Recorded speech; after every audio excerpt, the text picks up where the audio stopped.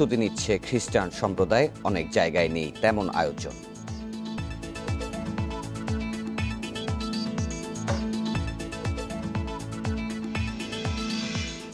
Independent সংবাদে স্বাগত, সাথে আছি শাফাবিন ফরিদ। শুনছিলেন প্রধান শিরোনামগুলো, যাচ্ছি বিস্তারিত খবরে। এবার তিস্তা নদী ব্যবস্থাপনা ও পুনরুদ্ধারে আসছে চীনা প্রকল্প। এরই মধ্যে শেষ হয়েছে ঢাকা বেইজিংয়ের যৌথ সমীক্ষা। চূড়ান্ত সিদ্ধান্ত নেওয়া এখন সময়ের ব্যাপার বলে জানিয়েছেন পানি সম্পদ প্রতিমন্ত্রী জাহিদ ফারুক।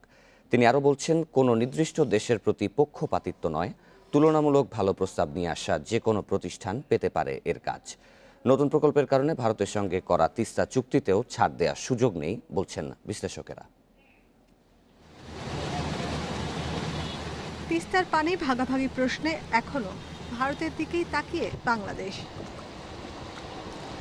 এদিকে শুকনো মৌসুমে পানি ঘাটতি আর বর্ষায় অতি বন্যায় বিপর্যস্ত এই নদীর অববাহিকার জনপদ। এতে নষ্ট হচ্ছে সম্পদ আর বাড়ছে প্রাণহানি। যদি নদী খনন না করে তাহলে এইভাবে আমাদের খালি ক্ষতিগ্রস্ত। আমার এই জায়গার লোকগুলো খুব নিঃস্ব হয়ে গেছে, আরো নিঃস্ব হবে। এই অবস্থায় বিকল্প খুঁজছে সরকার।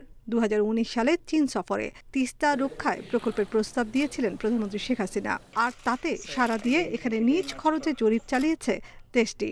Teesta river comprehensive management and restoration নামের প্রকল্পটির ব্যয় ধরা হয়েছে 8,000 কোটি টাকা। এর পুরোটাই ঋণ সহায়তা দিবে বেইজিং। সমীক্ষা রিপোর্ট আমাদের আছে, সেটার উপরেই তো আমাদের তিস্তার যে প্রকল্পটা যেটা আমরা করার কথা সেটা আমাদের হওয়ার কথা। এটা ইআরডিতে আছে, আলোচনার ভিতরে আছে। আমাদের সমীক্ষার সঙ্গে চীনের এরা ছিল, আমাদের চীনের কয়েকটা জায়গায় আমাদের তারা যেখানে তারা করতে চাচ্ছে আমরা প্রকল্প তাদের আমরা করাচ্ছি। প্রকল্পের তিস্তার তীর ব্যবস্থাপনায় নানা অবকাঠামোর পাশাপাশি বন্যা নিয়ন্ত্রণ ও গ্রীষ্মে পানির সংকট দূর করার ব্যবস্থা রাখা হচ্ছে।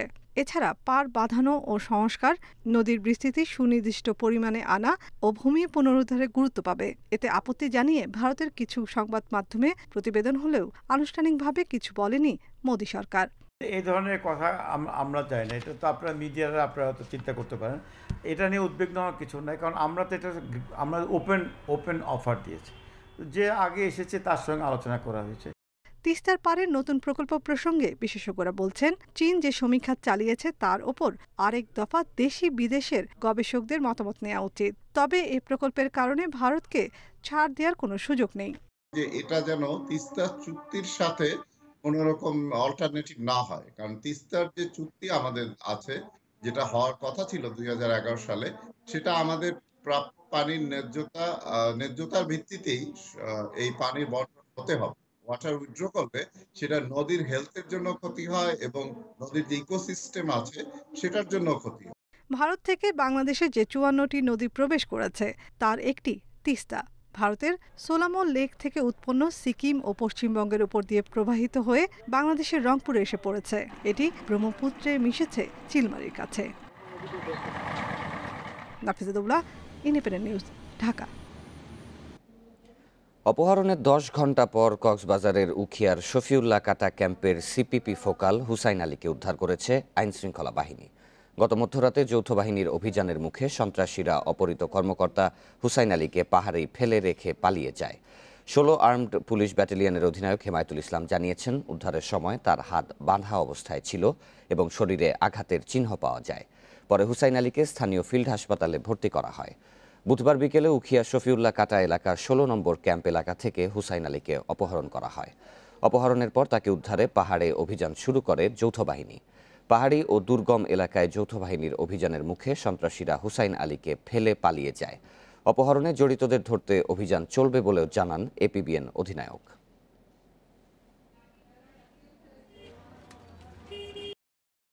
ওখানে আমার উদ্ধার অভিযানের মধ্যে লোকজন ছিল, এডিশনাল এএসপি ছিলেন খালেকুজ্জামান এবং ইন্সপেক্টর মহিবুর। তাদের নেতৃত্বে আমাদের জামতলী পুলিশের জামতলী এপিবিএন ক্যাম্প আছে, ওই ক্যাম্পের লোকজন পাহাড়ি এলাকায় অভিযান করছে। সে সন্ধ্যা 6টা থেকে রাত একেবারে 1টা পর্যন্ত। রাত 1টার সময় তাকে আমরা উদ্ধার করতে পারি। দক্ষিণ সিটি কর্পোরেশনের মার্কেটে দোকান বরাদ্দ নিয়ে রীতিমতো অবৈধ ব্যবসা করেছে একটি চক্র। এসব মার্কেট কমিটির অভিযোগ, 20 নম্বর ওয়ার্ড কাউন্সিলর রতন এই চক্রেরই একজন, যিনি সাবেক মেয়র ও যুবলীগ নেতা সম্রাটের মদতপুষ্ট। তবে সব অভিযোগ অস্বীকার করেছেন রতন। গুলিস্তানের ঢাকা ট্রেড সেন্টার মার্কেট। এটি সব ফ্লোরের পাশাপাশি আন্ডারগ্রাউন্ডেও দোকান রয়েছে, যা সবগুলোই অবৈধ। ঢাকা ট্রেড সেন্টার উত্তর ও দক্ষিণের বেসমেন্টে প্রায় 1000 দোকান রয়েছে। কারোরই নেই ট্রেড লাইসেন্স। ব্যবসায়ীদের অভিযোগ, তাদের জিম্মি করে কোটি কোটি টাকা হাতিয়ে নিয়েছে মার্কেট কমিটি। তোমার দোকানে এটি বৈধ করে দিম, তোমরা টাকা দাও। তারা টাকা নিছে দিছে। দোকানটা যদি চলে যায়, যা রাখছি, যা ইনভেস্ট করছি, লোন আছে, কিস্তি আছে, কেউ বলতে পারবো না আমরা লোন ছাড়া আছি। ঢাকা ট্রেড সেন্টার উত্তরের সভাপতি মজিবুল হক মজু আর দক্ষিণের সভাপতি হুমায়ুন কবির মোল্লা। মার্কেট দুটির অফিসে গিয়ে ও ফোনেও কমিটির কাউকে পাওয়া যায়নি। পাশেই নির্মাণাধীন গুলিস্তান ট্রেড সেন্টার, এর অবস্থাও প্রায় একই। মার্কেট নির্মাণের জন্য সিটি কর্পোরেশনের নকশার বাইরে গড়ে তোলা দোকানগুলো উচ্ছেদের ভয়ে ভেঙে ফেলা হচ্ছে। রতনের কাছে টাকা গেছে, আমাদের মার্কেট তালা বন্ধ করে জিম্বি করে আমাদের কাছ থেকে টাকা নিছে। হাসান মাহমুদের মাধ্যমে, কিছু দোকানদারের মাধ্যমে, তার সন্ত্রাসী বাহিনীর মাধ্যমে দোকান নিছে। আল্লাহ ওরে বিচার করুক। রাজনীতির একটা আক্রোশ, রতনরে কিভাবে থামাইতে হইব, ওর উঠে যাইতেছে, ওরে কেমনে নামাইতে হইব, সবাই মিলে ধরে নামাও। হাইব্রিড, দখলবাজ, মাদক সব সিন্ডিকেট এক হয়েছে বিএনপি সুদ্ধা। তবে সিটি কর্পোরেশনের সাফ বক্তব্য, অবৈধ কোনো দোকানই থাকবে না, সব ভেঙে ফেলা হবে। অনেকগুলো স্থাপনা আমাদের সময় লাগছে, আমরা সবগুলো মার্কেটের বিষয়েই আমরা গ্রাউন্ড ওয়ার্ক করছি। পরবর্তীতে কর্তৃপক্ষের সিদ্ধান্ত অনুযায়ী আমরা ব্যবস্থা নেব। দীর্ঘদিন ধরে সবার সাথে সমঝোতা করে অবৈধ দোকানে ব্যবসা চলে আসছিল। এখন উচ্ছেদের সময় বেরিয়ে আসছে প্রভাবশালীদের দুর্নীতির তথ্য। বন ইবনে কামাল, ইন্ডিপেন্ডেন্ট নিউজ, ঢাকা। 4 বছরে এমপি পাপুল ও তার পরিবার 13 ব্যাংকে 355 কোটি 86 লাখ টাকা লেনদেন করেছে বলে জানিয়েছে সিআইডি। এর মধ্যে জমা থাকা 38 কোটি 22 লাখ টাকা জব্দ করা হচ্ছে। প্রাথমিক তদন্তে এ টাকা মানব পাচারের মাধ্যমে অর্জনের প্রমাণ পেয়েছে সিআইডি। বাকি টাকাও একইভাবে এসেছে, তবে তদন্তে নিশ্চিত হওয়া যাবে বলে সংবাদ সম্মেলনে জানিয়েছেন সংস্থাটির প্রধান মাহবুবুর রহমান। মানব পাচারের অভিযোগে কুয়েতে গ্রেফতারের পর থেকে আলোচনায় লক্ষ্মীপুর 2 আসনের সংসদ সদস্য কাজী শহীদুল ইসলাম পাপুল। জুলাই মতিঝিল থানায় মানব পাচারের অভিযোগে প্রথম মামলা হয়। ডিসেম্বরে 38 কোটি 22 লাখ টাকা অবৈধ লেনদেনের অভিযোগে মামলা হয়েছে পল্টন থানায়। 4 মাস অনুসন্ধানের পর মামলাটি করেছে সিআইডি। মামলাটির প্রধান আসামি পাপুল, অন্য আসামিরা হলেন তার শেলিকা জেসমিন প্রধান, মেয়ে ওয়াফা ইসলাম, ভাই কাজী বদরুল আলম লিটন এবং তার প্রতিষ্ঠানের কর্মচারী সাদিকুর রহমান মনির, ম্যানেজার গোলাম মোস্তফা ও তার প্রতিষ্ঠান জব ব্যাংক ইন্টারন্যাশনাল ও শেলিকার প্রতিষ্ঠান জেডব্লিউ লীলাবালী। সিআইডি জানাচ্ছে, আসামিদের কোনো বৈধ আয়ের উৎস পাওয়া না গেলেও 13 ব্যাংকের 526 ব্যাংক হিসেবে 4 বছরে লেনদেন হয়েছে 355 কোটি 86 লাখ টাকা। তদন্তে বেরিয়ে এসেছে, এর মধ্যে মানব পাচারে অর্জিত টাকার পরিমাণ 38 কোটি 22 লাখ টাকা, যে টাকা প্রথমে পাপুলের কর্মচারী মনিরের অ্যাকাউন্টে এসেছে, যার মধ্যে 1 কোটি 18 লাখ টাকা মনির পাঠিয়েছেন পাপুলকে ও তার প্রতিষ্ঠানের অ্যাকাউন্টে। শেলিকা ও তার প্রতিষ্ঠানের হিসেবে গেছে 17 কোটি 48 লাখ টাকা, মেয়ে ও তার প্রতিষ্ঠানের হিসেবে গেছে 15 লাখ টাকা। সুনির্দিষ্ট মানব পাচারের ক্ষেত্রে আমরা যে অংশটুকু পেয়েছি শুধু সেই অংশটুকু আমরা উল্লেখ করেছি এখানে, কিন্তু 38 কোটি টাকা আমরা এখানে উল্লেখ করেছি, কিন্তু আমরা দেখতে পাচ্ছি যে ওনার এই সব জায়গা থেকে প্রায় 350 কোটি টাকার বেশি লেনদেন হয়েছে। সিআইডি আরও জানিয়েছে, এসব টাকা ব্যাংকের মাধ্যমে স্থানান্তর, স্থাবর অস্থাবর সম্পদে রূপান্তর, ভোগবিলাসে ব্যয় ও অন্যান্য ব্যবসায় বিনিয়োগ করা হয়েছে। বিদেশে কি পরিমাণ অর্থ পাচার হয়েছে এবং এর সাথে কে কে জড়িত তাদেরও খুঁজে বের করা হবে। ব্যাংকে যেটা আছে সেটাকে ফ্রিজ করার জন্য আমরা প্রেয়ার দিয়েছি, প্লাস যে প্রপার্টিগুলোর যে সন্ধান আমরা এখন পর্যন্ত পেয়েছি সেগুলোকে আমরা সিজ করার জন্য বলেছি। কিন্তু আমরা আরও চেষ্টা করছি, আমাদের কাছে ধারণা আরও কিছু জায়গায় হয়তো আছে, সেগুলো আমরা খোঁজার চেষ্টা করছি। এদিকে মানি লন্ডারিং আইনে মামলা হওয়া পাপুলের প্রতিষ্ঠান জব ব্যাংক ইন্টারন্যাশনাল ও শেলিকার জেডব্লিউ লীলাবালীর ঠিকানায় গিয়ে দেখা যায় সেখানে কোনো অফিসই নেই। পাশের দোকানিরা জানালেন, পাপুল গ্রেপ্তারের পর থেকেই এসব প্রতিষ্ঠান গুটিয়ে নেওয়া হয়েছে। Masudur Rahman, Independent news, Dhaka. এদিকে এমপি পাপুলের পরিবারের 613টি ব্যাংক হিসাব জব্দ করবে দুর্নীতি দমন কমিশন দুদক। সকালে কমিশনের এক অনলাইন বৈঠকে এই সিদ্ধান্ত নেওয়া হয়। এমপি শহীদ ইসলাম পাপুল, তার স্ত্রী এমপি সেলিনা ইসলাম, মেয়ে ওয়াফা এবং শালিকা জেসমিন প্রধানের 8টি ব্যাংকের 613টি হিসাবের সন্ধান পেয়েছে দুদক। এই ব্যাংক হিসাবগুলোতে মোট কত টাকা আছে তা এখনও জানা যায়নি। পাশাপাশি রাজধানীর গুলশানে পাপুলের নামে থাকা একটি 5 কোটি টাকা মূল্যের ফ্ল্যাটও জব্দ করা হবে।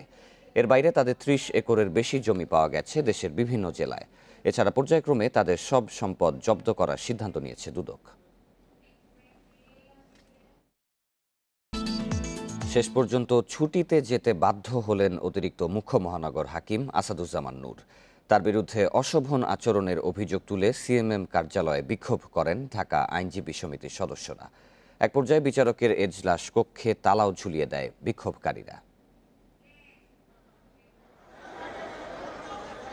মঙ্গলবার সকালে আসাদুজ্জামান নূরের আদালতে বিচারিক কার্যক্রম দেরিতে শুরু হওয়াকে কেন্দ্র করে ঘটনার সূত্রপাত। সকাল 10টার পরিবর্তে দুপুরে কেন বসল আদালত, এ প্রশ্ন করায় আইনজীবী রুবেল আহমেদকে 2 ঘন্টা আটকে রাখার নির্দেশ দেন ওই বিচারক। পরে আইনজীবী নেতাদের হস্তক্ষেপে তাকে ছাড়া হয়। এই ঘটনার প্রতিবাদে বুধবার বিক্ষোভ করেন আইনজীবীরা। আমার বলল যে আপনি বেঞ্চে বসেন, আপনার মামলা পরে দেখা হবে, আপনি কোর্টে বিশৃঙ্খলা লাগানোর চেষ্টা করেন, আপনার সদস্য নাম্বার বলেন, আপনার নাম বলেন। এরূপ আচরণ সবাই করে, আমি একটু প্রতিবাদ করে আমাকে গ্রেপ্তার করছে। কোনোভাবেই আইনজীবীকে লকআপে ভরতে পারেন না।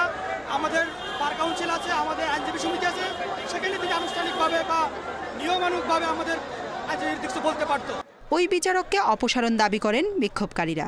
ওই বিচারকের আদালতে ও সিএমএম আদালত ভবনের প্রধান ফটকে তালা ঝুলিয়ে দেয় তারা। প্রায় 1.5 ঘন্টা ধরে চলে বিক্ষোভ। পরে মুখ্য মহানগর হাকিমের সঙ্গে দেখা করেন ঢাকা আইনজীবী সমিতির সভাপতি। ওই বিচারককে ছুটিতে পাঠানোর কথা জানালে আইনজীবীরা শান্ত হন। মাননীয় সিএমএম মহোদয় আমাদেরকে ডেকেছেন, এই ঘটনাটা আমাদের কাছ থেকে শুনেছেন, যে দাবিগুলো উত্থাপন করেছে এই দাবির ব্যাপারে উনি আমাদেরকে আশ্বস্ত করেছে। আজ থেকে আসাদুজ্জামান নূর সাহেবের কোনো কোর্ট বন্ধ থাকবে, অর্থাৎ ওনাকে ছুটি দেওয়া হয়েছে।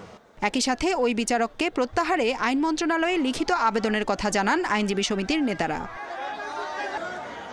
জান্নাতুল ফেরদাউস তানভি, ইন্ডিপেন্ডেন্ট নিউজ, ঢাকা। দ্বিপাক্ষিক বাণিজ্য দ্বিগুণ করার সিদ্ধান্ত নিয়েছে ঢাকা আঙ্কারা। একই সাথে সমরাস্ত্র ও নির্মাণ খাতে বিনিয়োগে আগ্রহী তুরস্ক। সকালে রাষ্ট্রীয় অতিথি ভবন পদ্মায় বাংলাদেশের পররাষ্ট্রমন্ত্রী একে আব্দুল মোমেনের সঙ্গে বৈঠক শেষে একথা জানান তুরস্কের পররাষ্ট্রমন্ত্রী মেভলুত চাভুসুগলু। রোহিঙ্গা প্রত্যাবাসন নিশ্চিতে থাকার পাশে থাকার আশ্বাসও দেন তুর্কি পররাষ্ট্রমন্ত্রী। পররাষ্ট্রমন্ত্রীর আমন্ত্রণে সংক্ষিপ্ত সফরে ঢাকায় এসেছেন তুরস্কের পররাষ্ট্রমন্ত্রী মেভলুত চাভুসলুগু। বুধবার সকালে গণভবনে প্রধানমন্ত্রী শেখ হাসিনার সঙ্গে সৌজন্য সাক্ষাৎ করেন তিনি। এতে বিনিয়োগ, বাণিজ্য, কোভিড-19, রোহিঙ্গা সমস্যার সমাধান, শিক্ষা, স্বাস্থ্য সহ নানা খাতের সহযোগিতার বিষয়ে আলোচনা হয়। এরপর পররাষ্ট্রমন্ত্রীর সঙ্গে দ্বিপাক্ষিক বৈঠক করেন তুর্কির পররাষ্ট্রমন্ত্রী। যৌথ সংবাদ সম্মেলনে পররাষ্ট্রমন্ত্রী একে আব্দুল মোমেন জানান, এখন বাংলাদেশ তুরস্কের মধ্যে $1 বিলিয়ন বাণিজ্য হয়। আগামীতে তা $2 বিলিয়ন উন্নীত করা হবে। আমরা বেশ কিছু খাতে তুরস্কের সঙ্গে কাজ করতে আগ্রহী। করোনা পরিস্থিতি স্বাভাবিক হলে সবার জন্য সুবিধাজনক হয় এমন সময়ে বঙ্গবন্ধু ও কামাল আতাতুর্কের ভাস্কর্য 2 দেশে উন্মোচন করা হবে। বাংলাদেশের উন্নয়ন ও বিনিয়োগ পরিবেশের প্রশংসা করে তুর্কি পররাষ্ট্রমন্ত্রী বলেন, চীনের পরেই তুরস্কের নির্মাণ প্রতিষ্ঠান, তাই বাংলাদেশে এ খাতে কাজ করতে আগ্রহী তার দেশ। প্রয়োজনীয় সমরাস্ত্রের 75% নিজেরাই তৈরি করি আমরা। বাংলাদেশ আগ্রহী হলে সমরাস্ত্র খাতে বিনিয়োগ করতে চাই। রোহিঙ্গা ইস্যুতে ঢাকার পাশে থাকা ও সহযোগিতা অব্যাহত রাখার আশ্বাস দেন তিনি। আন্তর্জাতিক মহল এই সমস্যার সমাধানে প্রতিশ্রুতি অনুযায়ী কাজ না করার সমালোচনা করেন মেভলুত। জাতিসংঘ সহ আন্তর্জাতিক সংস্থাকে সাথে নিয়ে রোহিঙ্গাদের ভাষাঞ্চলে স্থানান্তরের পরামর্শ দেন তিনি। নাফিজাতুল্লাহ, ইন্ডিপেন্ডেন্ট নিউজ, ঢাকা। সীমান্ত হত্যা শূন্যে নামিয়ে আনতে বাংলাদেশ ভারতের উদ্যোগ অব্যাহত রয়েছে বলে দাবি করেছেন আওয়ামী লীগের সাধারণ সম্পাদক ওবায়দুল কাদের। তিস্তার পানি বন্টন চুক্তিও অচিরেই হবে, এ ব্যাপারে ভারতের কাছ থেকে সবুজ সংকেত পাওয়া যাচ্ছে বলেও জানান তিনি। ভারতের রাষ্ট্রদূত জানান, করোনা ভ্যাকসিন ভারত ও বাংলাদেশ একসাথে পাবে। বুধবার সকালে রাজধানীর বঙ্গবন্ধু এভিনিউয়ে আওয়ামী লীগের কেন্দ্রীয় কার্যালয়ে আসেন ঢাকায় নিযুক্ত ভারতের রাষ্ট্রদূত বিক্রম কুমার দোরাইস্বামী। তাকে স্বাগত জানান আওয়ামী লীগের সাধারণ সম্পাদক ও সেতুমন্ত্রী ওবায়দুল কাদের। পরে আওয়ামী লীগের কেন্দ্রীয় নেতাদের সাথে মতবিনিময় করেন ভারতের রাষ্ট্রদূত। বৈঠকের শুরুতেই করোনায় আক্রান্ত আওয়ামী লীগের নেতাকর্মীদের প্রতি শ্রদ্ধা জানান তিনি। ভারত বাংলাদেশের সম্পর্ক রক্তের বন্ধনে আবদ্ধ মন্তব্য করে রাষ্ট্রদূত বলেন, ভারত করোনার টিকা পাওয়ার সাথে সাথে তা বাংলাদেশেও পৌঁছাবে। Our relations are set in blood. আমাদের সম্পর্ক রক্ত সম্পর্ক। আমরা বাংলাদেশের উন্নয়নের সহযোগী। আমরা আপনাদের পাশে আছি সব সময় এবং থাকব। We will always be partners for Bangladesh. পরে আওয়ামী লীগ সাধারণ সম্পাদক ওবায়দুল কাদের বলেন, ভারত বাংলাদেশ সম্পর্ক এখন যে কোনো সময়ের চেয়ে ভালো। দুদেশের বিবদমান সমস্যাগুলো দ্রুতই সমাধানের আশা প্রকাশ করেন তিনি।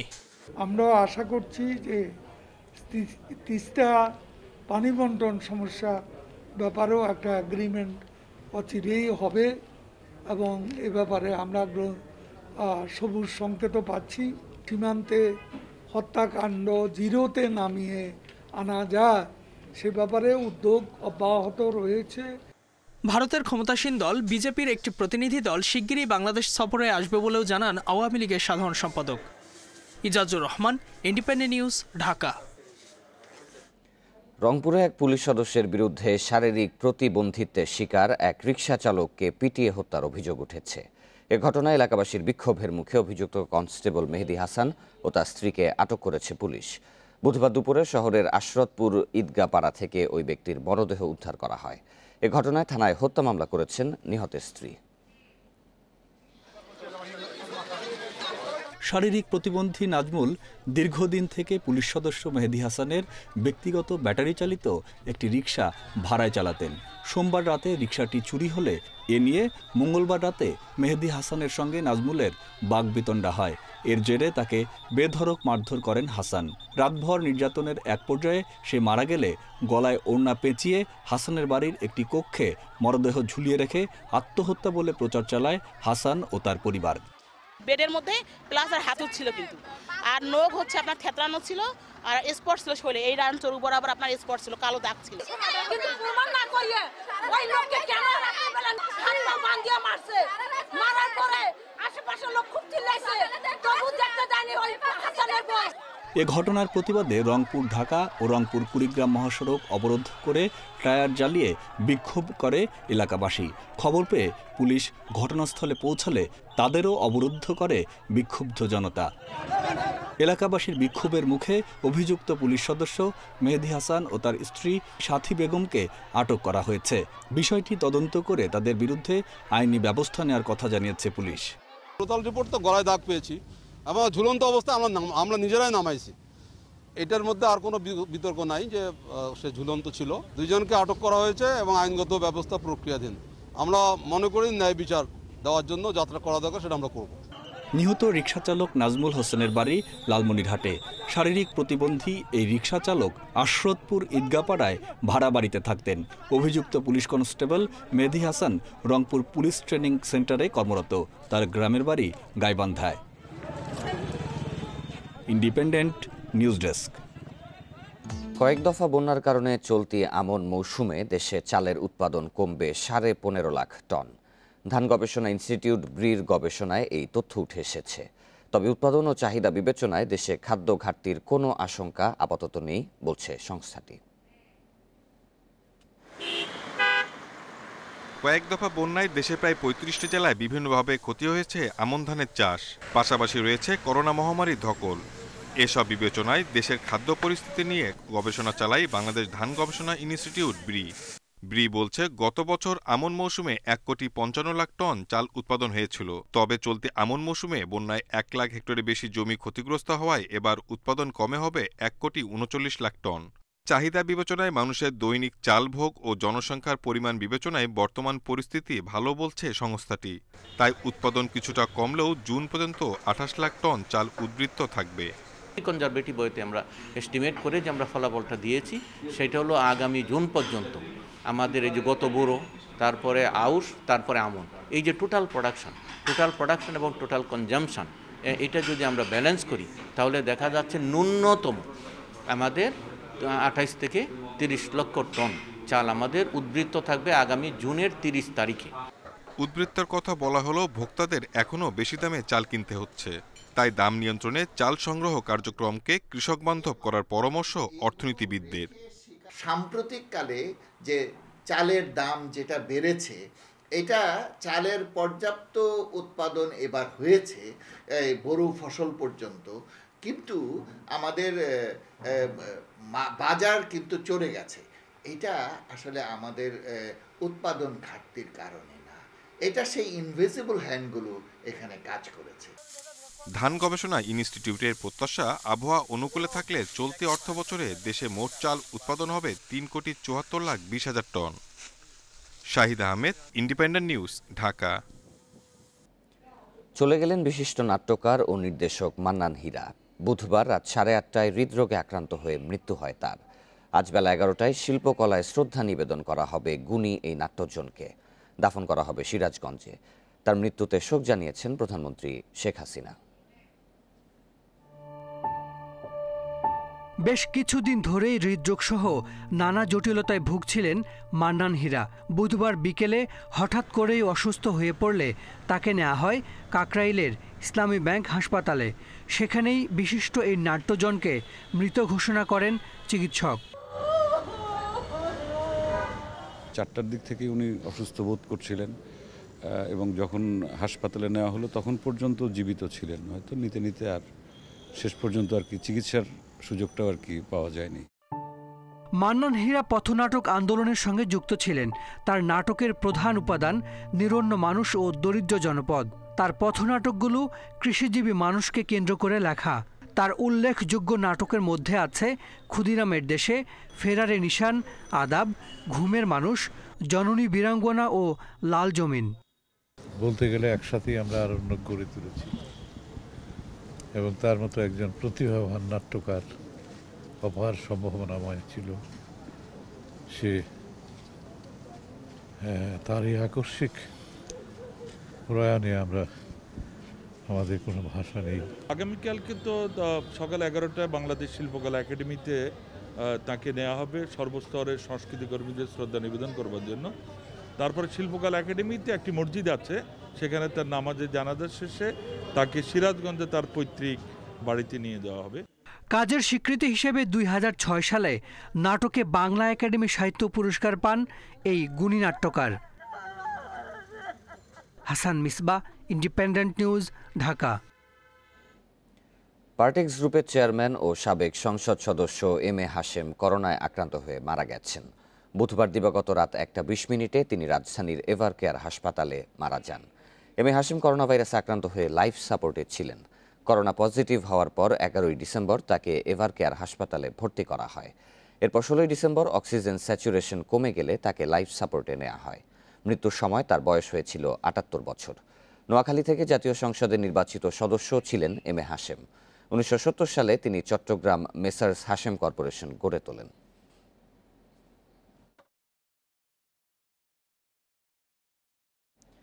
দিন দিন বাড়ছে মিঠা পানির মাছে শুঁটকির কদর। দেশের গণ্ডির বাইরে বাজার বিস্তৃত হয়েছে বিদেশেও। নাটোর, কিশোরগঞ্জ সহ হাওড়পাড়ের জেলে গ্রামগুলোতে শুঁটকিকে কেন্দ্র করে বেড়েছে ব্যস্ততা। সংশ্লিষ্টরা বলছেন, আর্থিক সহায়তা এবং স্থানীয় পর্যায়ে সংরক্ষণের ব্যবস্থা করা গেলে মিঠা পানি শুঁটকির বাজার আরও বিস্তৃত হবে। হাওড়ের মিঠাপানি, চিংড়ি, চাপিলা, ট্যাংরা, মলা, কাঁচকি সহ প্রায় 40 প্রজাতির মাছের শুঁটকি পাওয়া যায় কিশোরগঞ্জের বড় বাজারে। শুঁটকির পাইকারি এ বাজারে 22টি আড়ত আশ্বিন থেকে চৈত্র মাস পর্যন্ত মুখরিত থাকে ক্রেতা বিক্রেতার হাংডাকে। বিভিন্ন ডিস্ট্রিক্টের মাছ আমরা কাছে কিনে নেয়, আমরা বিক্রি করি। আমরা সাধারণ কিছু বিনিয়োগ থাকে। কিশোরগঞ্জ থেকে আইসা আমি এই শুঁটকিটা নেই, শুঁটকিটা নিয়ে আমি বাজারজাত করি। প্রতি সপ্তাহের বুধ ও বৃহস্পতিবার বসে হাট। এই বাজারে প্রতি মৌসুমে 20 থেকে 30 হাজার মণ শুঁটকি কেনাবেচা হয়। গত বছরের তুলনায় এবার এই অঞ্চলে শুঁটকির উৎপাদন বেশি হওয়ার আশা মৎস্য কর্মকর্তাদের। শোল, টাকি, গজার, বোয়াল, বাম, চান্দা, বেলে মাছের শুঁটকি এখানে বিক্রি হচ্ছে। শুঁটকিগুলো মানসম্মত উপায়ে তৈরি হচ্ছে এবং এবারে যে শুঁটকির উৎপাদন আমার মনে হয় গতবারের উৎপাদনের তুলনায় এবারে ছাড়িয়ে যাবে। নাটোরের সিংড়ার নিঙ্গয়ন এলাকায় মহাসড়কের পাশে গড়ে উঠেছে শুটকি মাছের চাতাল। জেলার 4 উপজেলায় এমন অন্তত 40টি স্পটে রয়েছে শুটকি মাছের চাতাল, যেখানে প্রাকৃতিক আলো বাতাসে মাছ শুকানো হয়। চাতালের পাশে খুচরা ও পাইকারিতে বিক্রি হয় এসব শুটকি। এই মাছটা মনে করো প্রাকৃতিকভাবে শুকানো হয়, অন্য কোনো মেডিসিন ব্যবহার হয় না এবং দাম একটু বেশি হলেও জিনিস ভালো। ব্যবসায়ীরা বলছেন, এবার শুটকি উৎপাদন বাড়লেও গতবারের তুলনায় দাম কম হওয়ায় লোকসান গুনতে হচ্ছে তাদের। জেলায় শুটকি সংরক্ষণের ব্যবস্থা না থাকায় বাড়ছে লোকসানের পরিমাণ। সৈয়দপুর যাই আমরা, অনেক ক্ষেত্রে গাড়ি পাই না, অনেক ক্ষেত্রে গাড়ির ভাড়া বেশি ধরে আমাদের। গতবারের চেয়ে এবার মাছের উৎপন্ন বেশি, কিন্তু দামটা করোনার কারণে দামটা কমে গেছে। গত বছর যে মাছগুলি আমরা 160 টাকা 70 টাকা বিক্রি করছি, সেই মাছগুলি এবছরে খালি 60 থেকে 70 বা 80 টাকা বিক্রি হচ্ছে। এবছর নাটোরে প্রায় 350 মেট্রিক টন শুটকি মাছ উৎপাদন হয়েছে, যার মূল্য প্রায় 18 কোটি টাকা। রেশমি নন্দী, ইন্ডিপেন্ডেন্ট নিউজ। দোআঁশ ও বেলে দোআঁশ মাটিতে 1 একর জমিতে 12 মাসি মাল্টা চাষ করলে বছরে কমপক্ষে 6 লাখ টাকা আয় করা সম্ভব। এমনকি এ ধরনের ফসল চাষে অন্য ফসলের চেয়ে খরচও তুলনামূলক কম বলে জানিয়েছেন পল্লী উন্নয়ন একাডেমি RDA এর গবেষকরা। বগুড়া শেরপুরে চাষিদের সঙ্গে অংশগ্রহণমূলক মাল্টা চাষ ও গবেষণা থেকে এই তথ্য নিশ্চিত হয়েছেন তারা। 3 বছর আগে শখের বসে 12 মাসি বাউথ্রি জাতের মাল্টা চারা এনে বাগান করেন বগুড়ার শেরপুর উপজেলার নার্সারি মালিক রফিকুল ইসলাম। এটা লাগানোর থেকে 6 থেকে 7 মাসের মধ্যে ফল আসবে, কিন্তু মূলত আমাদের প্রথম ফলগুলি না রেখে পরবর্তী নেক্সট টাইমে যে ফল আসবে এটা নেওয়াই ভালো। প্রাথমিকভাবে 10% জমিতে প্রদর্শনী খামার তৈরিতে তার খরচ হয় 60,000 টাকা। 1 বছরে তিনি চারা তৈরি করেছেন প্রায় 10 লাখ টাকার। তার এই বাগান তৈরিতে সহযোগিতা এবং নানা দিক নিয়ে গবেষণা করেন বগুড়া পল্লী উন্নয়ন একাডেমির গবেষকরা। তারা জানান, সমতল ভূমিতে উৎপাদিত এই মাল্টার সঙ্গে বিদেশি মাল্টার পার্থক্য শুধু রঙে। ভালো উৎপাদন ও লাভজনক হওয়ায় মাঠ পর্যায়ে তা ছড়িয়ে দিতে কাজ করছে RDA। 5 বছর পর্যন্ত আমরা একটা ব্রেক ইভেনের মধ্যেই থাকবো, অল্প কিছু লাভ হবে। এটা উল্লেখযোগ্য না হলেও 5 বছর থেকে 15 বছর পর্যন্ত যখন বাণিজ্যিকভাবে এটা ফল দিবে আমাদেরকে, তখন এটা একজন উদ্যোক্তা তার অন্যান্য খরচ বাদ দিয়ে 5 থেকে 6 লক্ষ টাকা ইনকাম করতে পারবে। রফিকুলের সফলতা দেখে এগিয়ে এসেছেন অনেকেই। কৃষকদের পাশাপাশি যুবকরাও আগ্রহী হচ্ছেন 12 মাসি মাল্টা আবাদে। 16টা মাল্টা গাছ নিয়েছি আজ থেকে প্রায় 6 মাস আগে। নেওয়ার পরে ওখানে আমার 3 জোয়ার ফল আসছে মাল্টা গাছে এবং যথেষ্ট পরিমাণে বেশি ফল আসছে। পাহাড়ি ঢালু জমি মাল্টা চাষের জন্য উপযোগী, কিন্তু সঠিক পরিচর্যা ও জমি থেকে পানি নিষ্কাশন নিশ্চিত করা গেলে সমতলের দোআঁশ ও বেলে দোআঁশ মাটিতেও এই ফলের উৎপাদন হয় আশানুরূপ। এটার বিউটিটা হচ্ছে এইরকম যে এটা 12 মাস ফলন দিবে, আর 3টা মালটাতেই 1 কেজি ওজন হয়ে যাবে এবং এটি খুব সুমিষ্ট। এটার চাহিদা, এটা যদি আমরা উৎপাদন করতে পারি, সম্প্রসারণ করতে পারি, তাহলে কিন্তু এটার আমরা চাহিদা মিট আপ করতে পারবো এবং এটাকে জনপ্রিয় করতে পারবো। দেশে বছরে মাল্টার চাহিদা 5 লাখ টন হলেও উৎপাদন হয় মাত্র 20,000 টন। ঘাটতি পূরণে প্রতি বছর অন্তত 5,000 কোটি টাকা ব্যয় হয় বলে জানিয়েছে গবেষণা প্রতিষ্ঠান RDA। Hasibur Rahman, Independent News, Sherpur, Bogura. আর মাত্র একদিন পরে খ্রিস্টান ধর্মাবলম্বীদের বড় উৎসব ক্রিসমাস বা বড়দিন। কিন্তু করোনা মহামারীর কারণে এবারের আয়োজনে কিছুটা ভাটা পড়েছে। স্বাস্থ্যবিধি মেনেই চলছে বড়দিন উদযাপনের প্রস্তুতি, আবার অনেক জায়গায় তেমন কোনো আয়োজনই নেই। করোনা মহামারীর কারণে নানা সংকটের মধ্য দিয়ে যাচ্ছে বিশ্ব। 25 ডিসেম্বর খ্রিস্টান ধর্মাবলীদের বড় উৎসব ক্রিসমাস বা বড়দিন। এই দিন ঘিরে ইউরোপ সহ বিশ্বের নানা দেশে বিশেষ প্রস্তুতি চলছে, তবে গুরুত্ব পাচ্ছে করোনার স্বাস্থ্যবিধি ও বিধিনিষেধ। এরই মধ্যে বড়দিনের আয়োজন শুরু হয়েছে রাশিয়ায়। ক্রেমলিনের ক্যাথেড্রাল স্কোয়ারে সাজানো হয়েছে বিশাল আকৃতির ক্রিসমাস ট্রি। এদিকে বড়দিনের উপহার দিতে ওয়ার্ল্ড ট্যুরে যাবার জন্য প্রস্তুত ফিনল্যান্ডের সান্টাক্রজ। করোনার এই কঠিন সময় বিভিন্ন দেশে সুবিধাবঞ্চিত শিশুদের মুখে হাসি ফোটাতেই এই উদ্যোগ নিয়েছে সান্টাক্রজ ভিলেজ। পেরুতে করোনা থেকে শিশুদের সুরক্ষিত রাখতে সান্টাক্রজদেরও মানতে হচ্ছে সামাজিক দূরত্ব। রাজধানী লিমাতে দেখা গেছে কাঁচের দেয়ালের মধ্যে বসেই শিশুদের সঙ্গে সাক্ষাৎ করছে সান্টা। তবে জার্মানিতে বড়দিনের তেমন আয়োজন নেই। করোনার দ্বিতীয় ধাপে সংক্রমণ ভয়াবহ হওয়ায় দেশ জুড়ে লকডাউন দিয়েছে সরকার। একই পরিস্থিতি ইটালিতে। বড়দিনে করোনার ঝুঁকি থাকায় জারি করা হয়েছে কঠোর বিধিনিষেধ। এর আগে মহামারীর কারণে কানাডায় বড়দিন উদযাপন না করার ঘোষণা দেন প্রধানমন্ত্রী Justin Trudeau. Nafizatullah, Independent News. Corona virus এবং এর নতুন ধরন দ্রুত সংক্রমিত হচ্ছে বিশ্বে। একদিনে করোনা ভাইরাসে বিশ্বে 13,000 প্রাণহানি হয়েছে। নতুন করে ভাইরাস শনাক্ত হয়েছে 6.5 লাখ মানুষের দেহে। এ নিয়ে বিশ্বজুড়ে করোনায় মোট মৃত্যু 17,36,000 ছাড়িয়েছে। মোট আক্রান্ত 7,90,00,000-এর বেশি। সবসময়ের মতো যুক্তরাষ্ট্রে একদিনে সর্বোচ্চ 3,100-র বেশি মৃত্যু হয়েছে। নতুন করে শনাক্ত হয়েছে 2 লাখের বেশি। দেশটিতে টানা দ্বিতীয় দিনের মতো দৈনিক হাসপাতালে ভর্তি রোগীর সংখ্যায় রেকর্ড হয়েছে। একদিনে যুক্তরাষ্ট্রের হাসপাতালে ভর্তি হয়েছে 1,19,000-এর বেশি মানুষ। ব্রাজিলে একদিনে 979 জনের মৃত্যু হয়েছে এবং নতুন করে ভাইরাস শনাক্ত হয়েছে 46,000-এর দেহে। যুক্তরাজ্যে একদিনে 744 জনের মৃত্যু এবং 39,000 রোগী পাওয়া গেছে। এছাড়াও জার্মানিতে 31,000, রাশিয়ায় 27,000, ইটালিতে 14,000, ফ্রান্সে 14,000 নতুন করে আক্রান্ত হয়েছেন। ইসরায়েলে নতুন ধরনের করোনা ভাইরাস শনাক্ত হয়েছে বলে এক সংবাদ সম্মেলনে জানিয়েছেন দেশটির প্রধানমন্ত্রী বেনিয়ামিন নেতানিয়াহু। সংক্রমণ প্রতিরোধে ভারতের কর্ণাটক ও মুম্বাইয়ে রাত্রিকালীন কারফিউ জারি করা হয়েছে। ভুটানে করোনা ভাইরাসের সংক্রমণ বাড়তে শুরু করায় বুধবার থেকে 7 দিনের জন্য লকডাউন জারি করা হয়েছে। ফেডারেশন কাপে আজ ঐতিহ্যের লড়াই। সন্ধ্যা 7টায় মুখোমুখি হবে দুই চিরপ্রতিদ্বন্দ্বী আবাহনী মোহামেডান। ঘরোয়া শ্রেষ্ঠত্ব পুনরুদ্ধারে জয় দিয়ে মৌসুম শুরু করতে মুখিয়ে রয়েছে আবাহনী। দুই ব্রাজিলিয়ানকে দলে ভিড়িয়ে আশাবাদী আকাশী নীল। বিপরীতে সবশেষ ফেড কাপে সেমিতে ওঠার অভিজ্ঞতা কাজে লাগিয়ে ধাপে ধাপে এগোতে চায় মোহামেডান।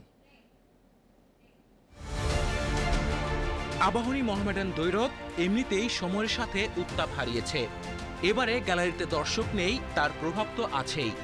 এর আগেও দর্শকহীন মাঠে হয়েছে দু দলের লড়াই। সেটা কোনো মহামারীর কারণে নয়, সমর্থকদের দাঙ্গা থামাতে কঠোর হয়েছিল 87-র আয়োজকেরা। পরে দুদলকে ঘোষণা করা হয় যৌথ চ্যাম্পিয়ন। ঐতিহ্যের লড়াই হারিয়েছে আবেদন।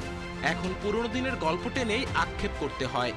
মোহামেডান আবাহনী যখনই খেলা হয়েছে না কেন একটা প্রতিদ্বন্দ্বিতা আছে, এখনও এটা রেশ আছে। তবে বিগত সময়গুলোতে আমরা মোহামেডান ওইভাবে দল গঠন করতে না পারার কারণে আমরা কিছুটা পিছিয়ে পড়েছিলাম। এটা আমাদের একটা ব্যর্থতার কারণ ছিল। বড় নামে ঠাসা স্কোয়াড সত্ত্বেও সবশেষ মুখোমুখিতে মোহামেডানের কাছে 4-0 গোলে হেরেছিল আবাহনী। সেই হারের ক্ষত এখনো পোড়ায়। নতুন মিশনে বেলফোর্ট সানডে জুটি ভেঙে নতুন রূপে আকাশী নীল। পরিকল্পনার কেন্দ্রে দুই ব্রাজিলিয়ান রিক্রুট। ফেরানো হয়েছে আফগান ডিফেন্ডার সাইঘানিকে। Looking forward to see how the team is doing, but for sure it's a derby. A derby is Sean Lane ভালো কোচ, তার অধীনে দল ভালো করছে। ওদের সাথে 4-0 গোলে হারার স্মৃতি রয়েছে। আমরা রক্ষণে জোর দিয়েছি, ফলাফল নিয়ে কিছু বলতে চাই না। চ্যালেঞ্জটা অন্যরকম মোহামেডানের জন্য। সাদা কালোদের সুদিন ফেরানোর লড়াইয়ে সাব্বির নকিবদের মতো সাবেক তারকারা যুক্ত হয়েছেন। সবশেষ ফেড কাপের সেমিতে উঠে চমকে দিয়েছিল তকলিস জাহিদরা, কিন্তু ফিনিশিংটা ভালো হয়নি। এবার দীর্ঘমেয়াদী পরিকল্পনায় ধাপে ধাপে এগোনোর লক্ষ্য। আবাহনী যত বলেন ভালো টিম, আমরা ধীরে ধীরে একটা পর্যায়ে যেতে চাই। ফার্স্ট আমরা এই কোয়ার্টার ফাইনাল, তারপরে সেমিফাইনাল, এইভাবে আমরা আগাইতে চাইতেছি। কোচের যে প্ল্যানিং, এই প্ল্যানিং অনুযায়ী যদি খেলে আমরা এই বছরই অনেক কিছু সাফল্য দেখবেন। শিরোপা খরা কাটিয়ে নতুন বছরে ঘুরে দাঁড়ানোর প্রত্যয় সাদা কালোদের। আগের সেই সুদিন আর নেই, কিন্তু ঐতিহ্য কখনো মলিন হবার নয়, যেমনটা নয় চিরপ্রতিদ্বন্দ্বীর উত্তাপ। আবাহনী মোহামেডান দ্বৈরথের আবারও পুনরুত্থানের আকাঙ্ক্ষা। চ্যালেঞ্জ এবার সবশেষ আসরের হিসেব নিকেশ মিটিয়ে নেওয়ার। কামরুল হাসনাত, ইন্ডিপেন্ডেন্ট নিউজ, বঙ্গবন্ধু জাতীয় স্টেডিয়াম, ঢাকা। আর এই ছিল এখনকার সংবাদে। ইন্ডিপেন্ডেন্ট টেলিভিশনের সব খবর আরও বিস্তারিত জানতে চোখ রাখুন ফেসবুক, ইউটিউব এবং টুইটারে। ধন্যবাদ সবাইকে।